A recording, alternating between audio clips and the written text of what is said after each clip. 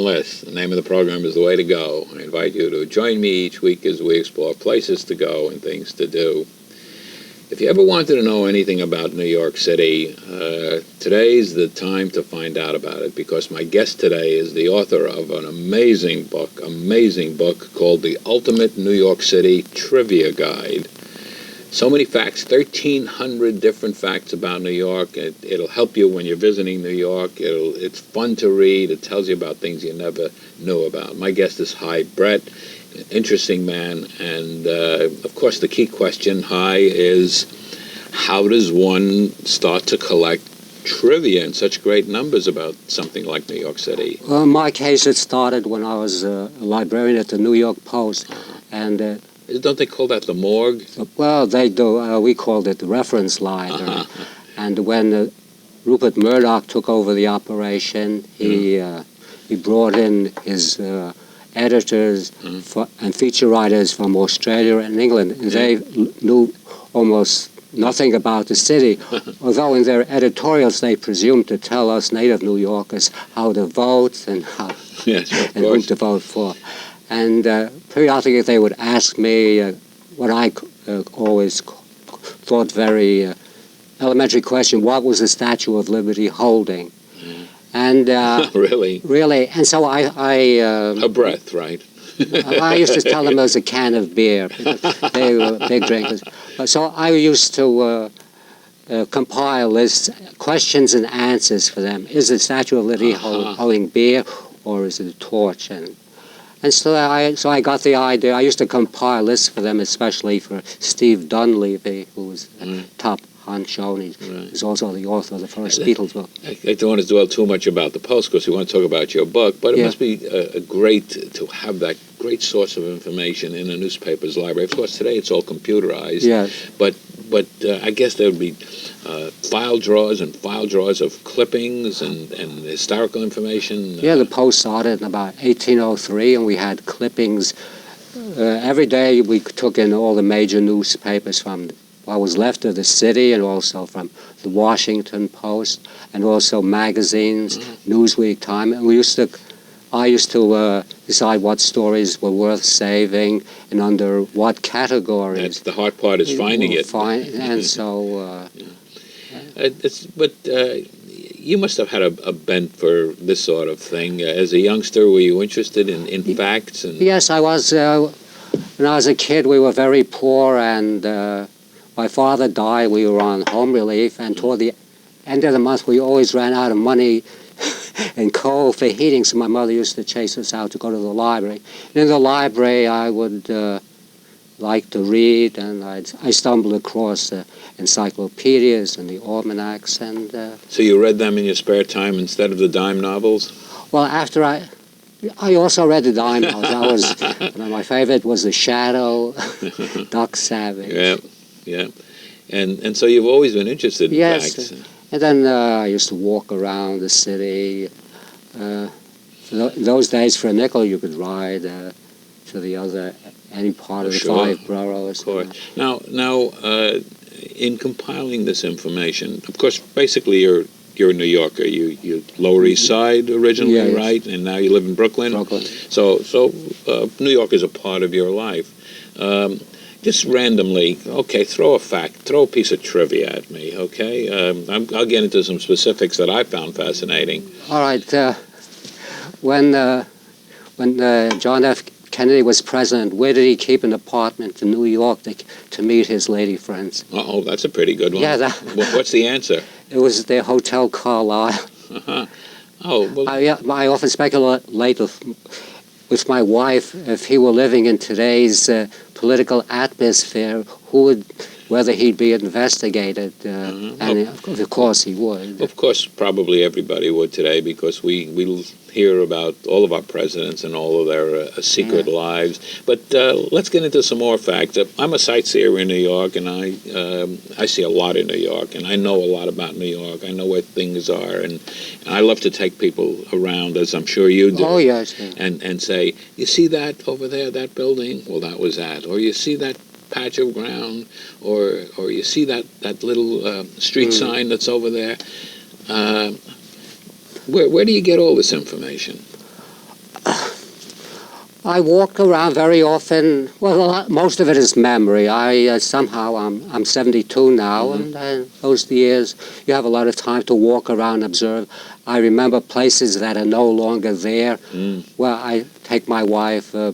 She's from the Bronx, a foreigner, and down to where I used to play punch ball. It was Scammell Street. The street is gone now. But I found an old map from over 100 years ago, and there it is, Scammell Street. It ran from East Broadway to Monroe Street. And just knowing all this and knowing all these facts, people must try to trap you all the time. Oh, they do all the time. Only yesterday, my wife and I came back from Nashville. We were visiting my daughter and her family, and I had an email from someone. He's doing a article on the Three Stooges, and he's learned from my book that I'm an expert. So he wants to know, where in Coney Island did Mo Howard buy real estate, and what was the bank that foreclosed his mortgage? All right. Do you know the answer? I referred him to the business. I have so much work of my own to do, and so I referred him to the business library of the business branch of the Brooklyn Public Library, and to the Hall of Records, and I told him to call up a title search company for real estate, and in return for mentioning their organization, they could check it out. Yeah. I remember when I was in college, one day we went to the Hall of Records, and they keep a record of every building in the city, every apartment, and the history of it. Really? Really. As I assume what Christopher Gray used in the New York Times when he writes the Streetscapes column, where he goes into the background and finds everything that has to be found. Now, you mentioned a street that's no longer there, but in your book you talk about the longest street in New York, which is Broadway. It runs from South Ferry all the way to Albany, New York. Well, here's a fact. I don't know if it's in your book or not, but hey, I know some trivia too. I'm sure you do. That in Yonkers, there's Central Park Avenue. Now, Central Park Avenue sounds an awful lot like it should be in New York City. Actually, Boss Tweed has this concept of building an avenue which would be an extension from Central Park all the way up to Albany. And he only got as far as White Plains. So it's Central Park Avenue running in Yonkers, but after it leaves Yonkers, it changes its name to Central Avenue, the same street. So there's my own piece of trivia. I know in Long Island we were passing through a town where they had streets named for thoroughfares in Brooklyn. Apparently it was settled by Italian families. They didn't want to live in Brooklyn anymore, so they moved away, but they renamed the streets for their own. Bushwick Avenue, Flatbush Avenue. Oh, yeah. That's interesting. You go anywhere in the country and you'll find a Prospect Avenue or a Prospect Street, and of course there's Prospect Avenue in Brooklyn and in the Bronx. But I guess prospect means opportunity and hope and height. So depending on what the reason is, that's why streets get named. Yep. We talked about streets. I know your book mentions it. Do you know the shortest street in New York? It's Edgar Street. It's a few feet. It's on where Greenwich Street and Trinity Place. It's at the end of the block where Sims is. And how long is it? I should have measured it. It's about 5-6 feet. It's hardly wide enough to put a poster up. The book, the Ultimate New York City Trivia Book, it's got a very, very attractive cover. My wife and I designed it. It's very attractive. You know, it's a sort of a thing that it makes a good gift item to someone who lives here, or a gift item to someone who is coming to New York, because there are a lot of guidebooks, there are a lot of architectural books about New York, there are many, many things. But this goes into so much detail. It's readable. It's not only a book to look up things, it's readable. It's totally readable. I like also the fact that you've broken it down in various sections. And what was the reason for breaking it up into the sections that you did? Well, some people are more interested in sports than in entertainment or theater. So this way they can hit their particular area first. And what other sections? I got them here if you don't know them. Geography. Okay, we got geography, entertainment, history, art and leisure, and science and nature. See, I'm prepared, you see. You may know trivia, but you may not be able to remember all the chapter sections. Now, one of the things that I find outstanding in the book, and maybe a little tongue-in-cheek here, is it's called Where to Go. Yeah. Now, of course, this program, The Way to Go, is about places to go and things to do. But Where to Go has a little different meaning, because what is Where to Go section in the book? Oh, it describes the better free bathrooms in Manhattan from South Ferry to, I guess, about 96th I guess that's a question that people face all the time when you're in New York. And not only do you tell where they are, but you tell exactly where they are within the buildings, within the hotels, the office buildings, and so on, and turn left, turn right, down a few steps, or whatever it is. That's worth the price of the book. Oh, absolutely. Especially at times when it's needed. I gave a copy of that, I inscribed that section to my urologist with love and pisses, but he took it in good spirit. That's cute. That's very cute. Let's talk about, throw some trivia at me. Throw some weird little things at me. All right. What was the name of George Washington's girlfriend in New York? Did he have one? Oh, yeah. Okay, well, give me the answer. Mary Phillips, when he was living here, he was interested in a young woman. And where was that? Do you know where they lived? Or? Well, he lived on Cherry Street, which is now part of the Lower East Side, when he was president. Right. She was the daughter of a very well-to-do family. I think Phillips Manor in Westchester is named for her family. Oh, yes. That's interesting. And when George Washington was at his inauguration, a Bible couldn't be found for the swearing in. So they had to go looking for it. And I think it was at I forget now where, either at the Masons Hall or a church on John Street. And they found the Bible for him. Yeah, they finally found. Nowadays, of course, this would be a shame. Everyone would purport to have a Bible in his back pocket. I want to get into some more specific trivia, but first I do want to remind our viewers that we're talking today about a very interesting, a fascinating book called The Ultimate New York City Trivia. And Hy Brett, who is the author, the compiler, the historian of New York, is my guest today. And we're going into trivia. Okay, Hy, I'm not going to throw any curves at you. Tell me something else that comes to mind, a piece of trivia about New York. How many streets in Brooklyn are named for saints? The other day I was at a bank and the guy standing behind me turned out to be a priest, and I asked him. He could identify only St. Mark's Place, but there are 8 places, 8 streets named. Who names streets? Who gives the names to streets? You mentioned. Oh, there's a city bureau that names the streets, and I used to have a joke. They used to name the streets for heroes, for people of important prominence. But after that, around 1835, they ran out of names and began to number them. They ran out of names. Well, they'll never run out of numbers, though. No. Although we changed a few numbers. Oh, yeah. Like Avenue of the Americas went to 6th Avenue. We named streets for Jackie Robinson Boulevard in Queens. We would name streets for Louis Armstrong and Adam Clayton Powell Avenue. You see that, honor the people. Well, that's done everywhere. One of the interesting facts is that New York has the first American town founded by a woman. Yes. And where is it? That's founded by Lady Moody, and that's a Gravesend section of Brooklyn. Not, it runs from about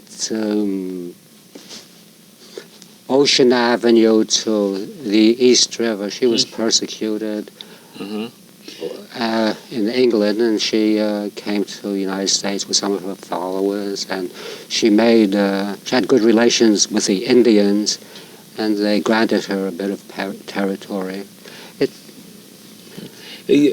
All these insignificant little things that you've picked up as you've gone along. Now, of course, this program is about places to go and things to do.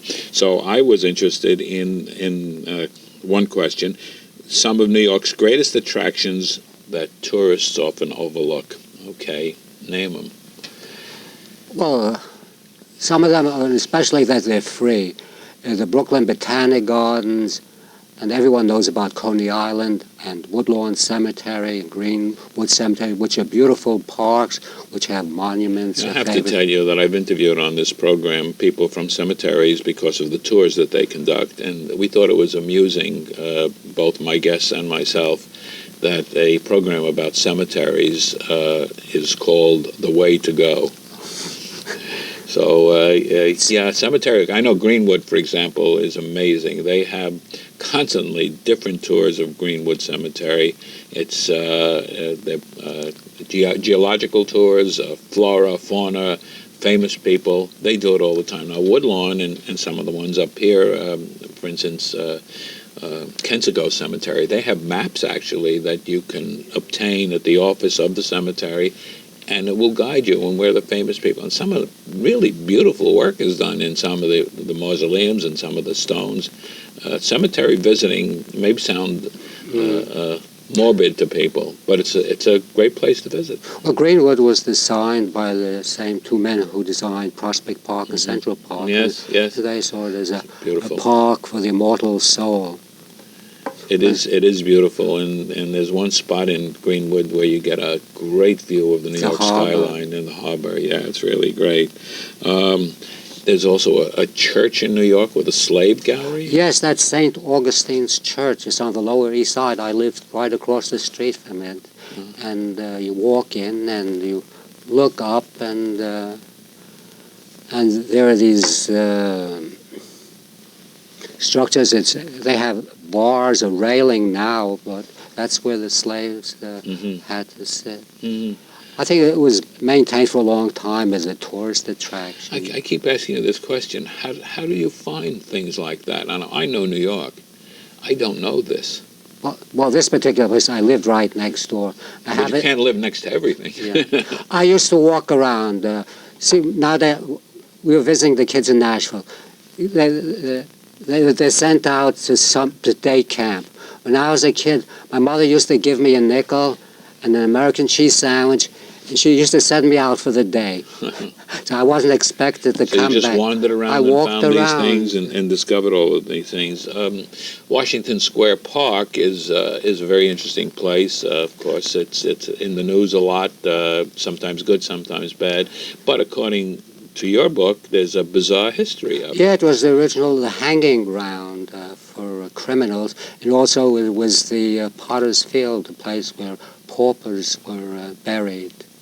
But about 1830, it was gentrified and covered over, and Henry James's family went to live there. Yeah, I understood that the original Washington Arch was a temporary wooden structure that was put up for some celebration, and they liked it so much that they decided to keep it. It was designed by Sanford White, who seems to have designed every other public and great private mansion in New York. He was killed by the husband of Evelyn Nesbit. Evelyn Nesbit on the top of the old Madison Square Garden. His last and greatest girlfriend. Yes. The book itself, in addition to having an interesting cover, has an interesting back cover, and I have this opportunity to show the front cover while I can sit here and ask you some questions. Maybe it's crazy and maybe it's simple, but maybe people don't know where the New York Giants played. Oh, in New York City? they played in the Polo Grounds. I remember going there. I saw Carl Hubble pitch. He was my hero. He was my hero. He was left-handed. Hmm. And, of course, on that site now is the Polo Grounds housing, 155th Street. I think everybody knows what a Brooklynite won an Oscar for Funny Girl. Oh, Barbara Streisand. And it's very interesting because Funny Girl is now being done at the Westchester Broadway Theater. And as a matter of fact, in a week or so, the star of that, not Barbara Streisand, will be on this program talking about that program. This might be an obsolete item in here, how many hotel rooms there are in New York City, because every time you turn around, they're building another hotel. How much is it there? I remember, I wrote this last year. Was it 5,000, 50,000? Yeah. But they're building them like crazy because New York is of course, booming. Hell's Kitchen is an interesting subject. And where is Hell's Kitchen, and where did it get its name? Hell's Kitchen is on the west side of Manhattan between... Well, all these areas are very rough, but roughly from about 34th Street to the mid-50s and from 6th Avenue to the Hudson River. They used to have the stockyards used to be on the east side where the UN is now, but they used to have also slaughterhouses there. On the west side, sure. And then it became where Javits Center is now, sure. And it became a tenement area. So this writing this book is a second career for you after the Post. But this is not the only book you've written. You also an interesting book, How to Survive the New Millennium. What about this book? What is it? This is a book of funny quote. I became, after one of the jobs I had after leaving the Post, I was an editor, book publishing. And of all things, I was an editor of Westerns. And it never occurred to me in my life, it was my ambition to be a... Way out west on West End Avenue. I was ambition to be a baseball player, a historian, but never to be an editor of Western. But this is what I became. And then one day I was downsized from one day to the next. And so it occurred to me, it wasn't the end of the world. And so I wrote this book on how to survive. But you also have written a mystery novel. Yes, Promises to Keep.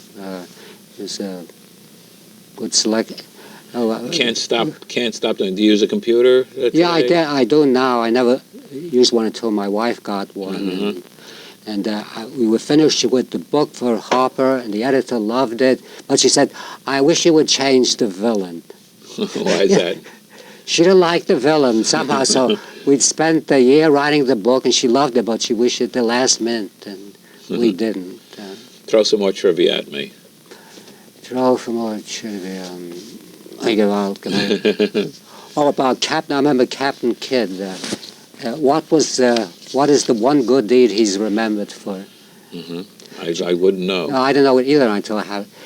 During the building of Trinity Church, he provided the block and tackle and the labor from his pirate ship to help build the church. But the British didn't appreciate it. They lured him out of New York City, or rather, New York. And did they hang him with his own block and tackle? No, it has to be done with Her Majesty's.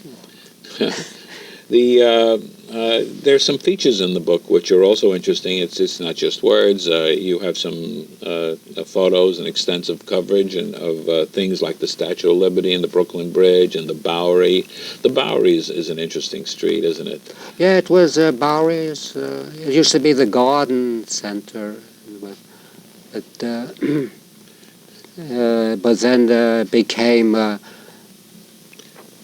It was also an entertainment section, but then when the better-to-do moved over to Broadway and Fifth Avenue, then it became the immigrants. It was there, a theater center and a drinking place. Yeah, it's interesting how neighborhoods change in New York. You talked about the Lower East Side, which was so largely the Jewish immigrants, and now it's very largely Hispanic. And then, of course, we have all the gentrification that's going on, neighborhoods change. And, of course, there's a lot of promotion things that are done, like Soho and Tribeca and NoHo and all these other names that they're attaching. But then they always had the names because, as we talked before about the West Side, I mean, everything changes. New York is a city of change. When I was at when I lived on the Lower East Side, it was really the lowest of the lowest, the poorest, the toughest neighborhood. Yeah. But now when I went back there with my wife last year, it's become not old but venerable. There are plaques all over. Lillian Wall houses. This was the first settlement house. Jacob Epstein worked here. Well, I think people are interested in history, and so much of history is in your book. Yes. I mean, although you break it down into these different sections, there's a lot of history. How streets get its name, how boroughs get their name, how the various nicknames of various places. This is all a lot of very, very interesting information. There are a lot of books written about New York. There are guides and walking tours and architectural books, all of which have their place. Yours is unique. I think. Thank you. It was twice. It started out twice as long, but it was. I'm not to say. But it was edited, and I had it so much. It was so much funnier and better. But I hope they have another edition. All authors say that to me. I can tell you that I hear that constantly on this program, that so much was cut out. But of course, there's the practical end of it. You can only show so much, and you can only do so much, and there are so many pages, and there are I suppose, printing and production costs that have to be kept in mind. When I was at the Post, I wrote this wonderful article about Agatha Christie. Mm-hmm. Everybody loved it, but an editor in the feature department, he cut off the whole ending. It's obviously that he'd never read a mystery by Agatha Christie. Talk about cutting off the ending. That's about where we are in this program. We've run out of time, and unless we want to run into the next program, we're going to have to cut off the ending of this one. So I thank you so much for being here and telling us about New York trivia. You've got a great book. It's very worthwhile. It's available by calling 1-800-234-4234. We'll put that up in the closing credits, and also through bookstores and Amazon on the internet and Barnes & Noble. Thanks very much. My guest today has been Hy Brett, the author of The Ultimate New York City Trivia, a great book, lots of fun to read, lots of information. I think you'll enjoy it. And I'm Norman Liss. The name of the program is The Way to Go. Until next week at this time, enjoy yourself.